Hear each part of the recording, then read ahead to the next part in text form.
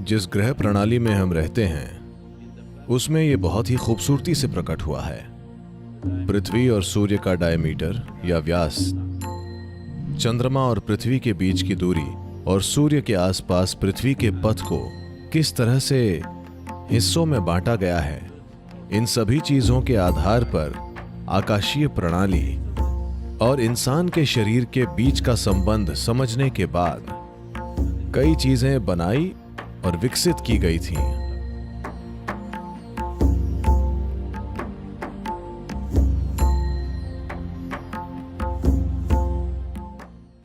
तो एक पत्रकार मेरा इंटरव्यू ले रहे थे और उन्होंने मुझसे पूछा, सद्गुरु, भारत में कई लोगों ने प्राचीन काल में इंसानी चेतना के लिए काम किया है। आपके हिसाब से पश्चिमी दुनिया में किसने बड़ा योगदान दिया है? मैंने बिना किसी हिचकिचाहट के कहा, चार्ल्स डार्विन। तो उन्होंने कहा, कैसे? चार्ल्स डार्विन तो जीव विज्ञानी है। नहीं नहीं, पश्चिमी दुनिया में चार्ल्स डार्विन ने यह विचार रखा कि अगर कोई जीव कोशिश करता है तो वो अपनी सीमाओं से परे जा सकता है। ये सीमाएं ईश्वर ने नहीं बनाई हैं।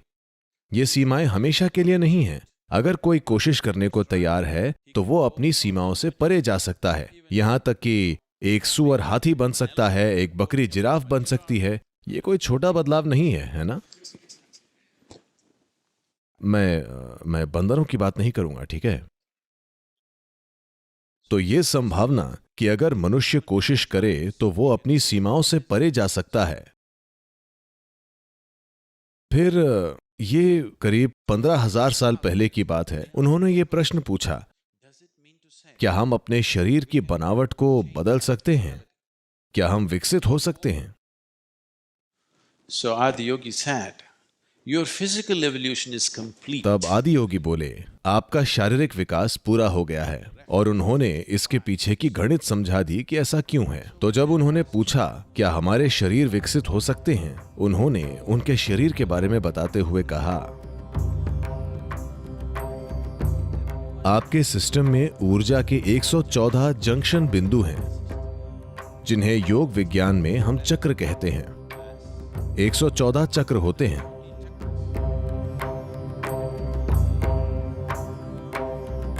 इसमें से 2 शरीर के बाहर और 112 शरीर के अंदर हैं। इन 112 में से 4 ऐसे हैं जिनके बारे में आप कुछ नहीं कर सकते। बाकी के चक्र सक्रिय होने पर वे 4 भी खिल जाएंगे। ऐसे 108 चक्र हैं जिन पर आप काम कर सकते हैं। तो इसीलिए आप देखेंगे कि हमारी परंपरा में अगर आप रुद्राक्ष पहनते हैं तो 108 रुद्राक्ष, मंत्र का जाप भी 108 बार और किसी ऊर्जा स्थान की परिक्रमा भी 108 बार। This is because there are 108 things that one needs to do if he wants to have a complete mastery over the human mechanism itself. ऐसा इसलिए क्योंकि इंसानी सिस्टम पर पूरी तरह से महारत हासिल करने के लिए 108 चीजें करने की जरूरत है। जिस ग्रह प्रणाली में हम रहते हैं उसमें ये बहुत ही खूबसूरती से प्रकट हुआ है। पृथ्वी के डायमीटर का 108 गुना सूर्य का डायमीटर है। सूर्य के डायमीटर का 108 गुना सूर्य और पृथ्वी के बीच की दूरी है। चंद्रमा के डायमीटर का 108 गुना चंद्रमा और पृथ्वी के बीच की दूरी है। और जिस तरह से पृथ्वी के सूर्य के चारों तरफ घूमने के मार्ग को बांटा गया है,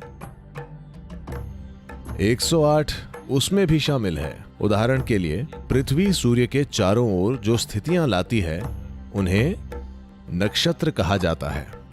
ऐसे 27 नक्षत्र होते हैं। नक्षत्र यानी तारा नहीं, नक्षत्र से हमारा मतलब है मापने की इकाई। तो 27 नक्षत्र होते हैं और ये 27 नक्षत्र चंद्र चक्र के आधे हिस्से के भी बराबर है।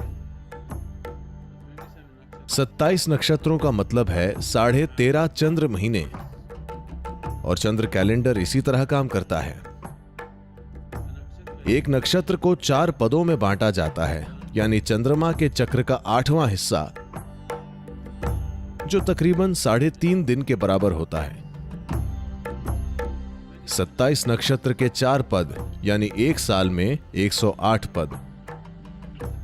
तो एक पूरे वर्ष में 108 पद होते हैं।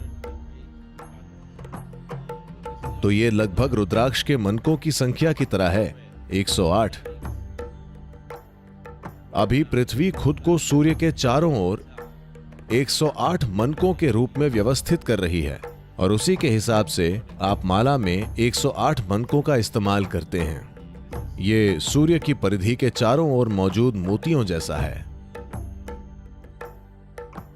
Based on this, knowing the connection between the celestial system and the human system, many things were evolved and developed. इसके आधार पर आकाशीय प्रणाली और इंसानी सिस्टम के बीच के संबंध को जानकर बहुत सी चीजें विकसित की गई हैं।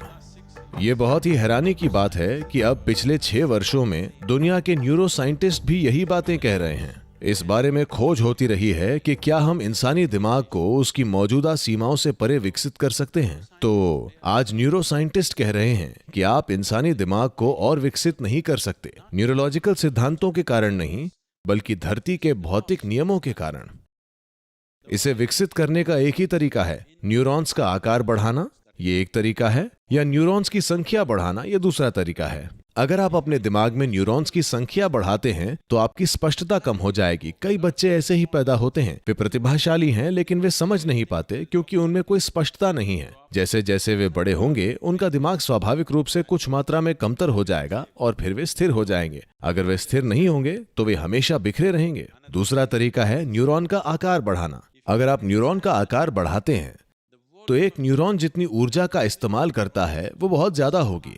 यहां तक कि अभी भी अगर आप अभी आराम की स्थिति में हैं तब भी आपकी 20% ऊर्जा का इस्तेमाल सिर्फ आपका दिमाग कर रहा है। यह आपके शरीर का वो हिस्सा है जो बहुत ज्यादा ऊर्जा खाता है। शरीर का इतना हिस्सा 80% ऊर्जा लेता है। इतना सा दिमाग, सॉरी साइज की वजह से बुरा मत मानिए, ठीक है। ये इतना सा दिमाग पूरी ऊर्जा का 20% हिस्सा ले रहा है। अगर आप न्यूरॉन का आकार बढ़ाते हैं तो ये 30 से 40% लेने लगेगा, मतलब आप इतनी ऊर्जा नहीं दे पाएंगे। तो आज न्यूरो साइंटिस्ट कह रहे हैं धरती के भौतिक नियमों की वजह से इंसानी दिमाग का और विकास नहीं हो सकता। हम बस दिमाग का बेहतर इस्तेमाल करना सीख सकते हैं, पर इसे बड़ा नहीं कर सकते। ऐसा आदियोगी ने 15,000 साल पहले कहा था।